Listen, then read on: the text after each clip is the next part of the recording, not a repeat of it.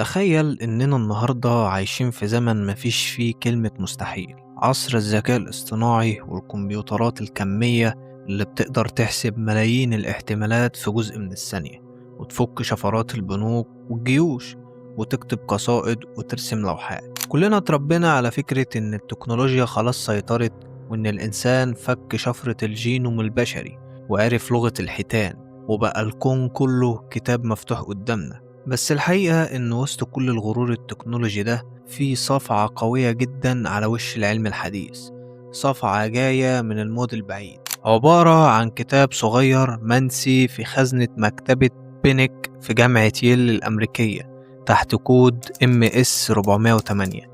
كتاب اتكتب بريشة وحبر من أكتر من 600 سنة، ولسه لحد اللحظة اللي بكلمكم فيها دي واقف صامد وبيتحدى أذكى عقول الأرض وأقوى خوارزميات الذكاء الاصطناعي، ورافض تماما إنه يكشف عن سر واحد من أسرار. لا عارفين مين اللي كتبه ولا ليه ولا إيه اللغة دي أصلا.